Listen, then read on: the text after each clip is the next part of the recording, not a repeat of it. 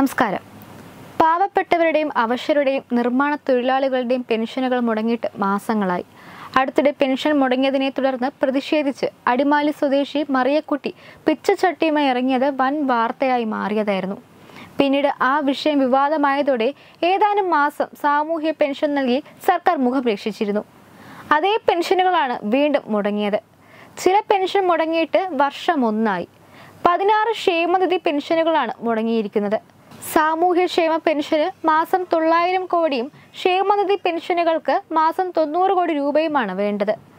സാമൂഹ്യ പെൻഷൻ നൽകാൻ എന്ന പേരിൽ മദ്യത്തിനും ഇന്ധനത്തിനും സർക്കാർ സെസ് ഏർപ്പെടുത്തിയിരുന്നു.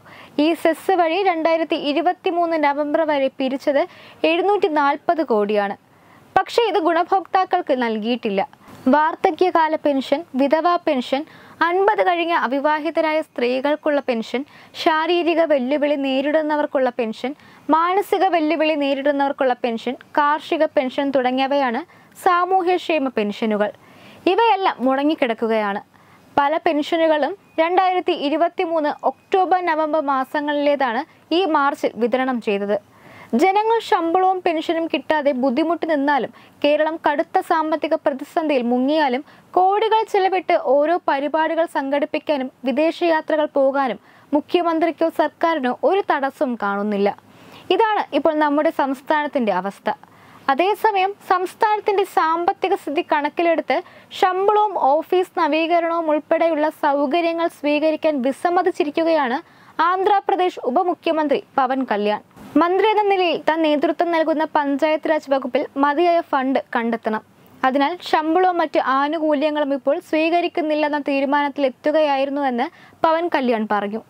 ക്ഷേമ പെൻഷൻ വിതരണ പരിപാടിയിൽ പങ്കെടുത്ത ശേഷം ജനങ്ങളെ അഭിസംബോധന ചെയ്യുകയായിരുന്നു അദ്ദേഹം.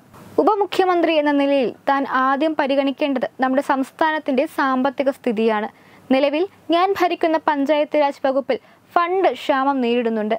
അതിനാൽ ആദ്യം പരിഹരിക്കേണ്ടത് വകുപ്പിന്റെ കീഴിൽ വരുന്ന പ്രശ്നങ്ങളും ജനങ്ങളുടെ ആവശ്യവുമാണ്.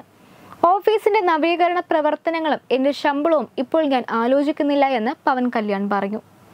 പവൻ കല്യാണിന്റെ ശമ്പളവുമായി ബന്ധപ്പെട്ട് ഉദ്യോഗസ്ഥർ 3 ദിവസം ഓഫീസിൽ കയറി ഇറങ്ങിയെങ്കിലും ഇപ്പോൾ ശമ്പളത്തെക്കുറിച്ച് സംസാരിക്കേണ്ടതില്ലെന്ന് അദ്ദേഹം പറയുകയായിരുന്നു.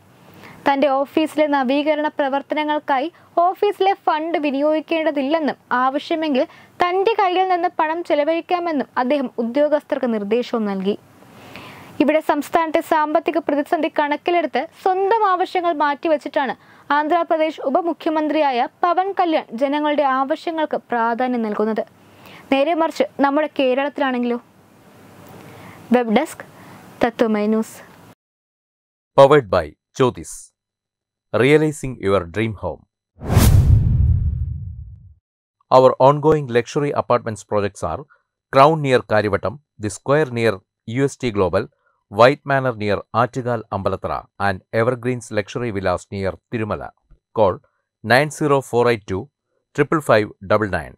Jyothis Building Promoters Private Limited, Thiruvananthapuram.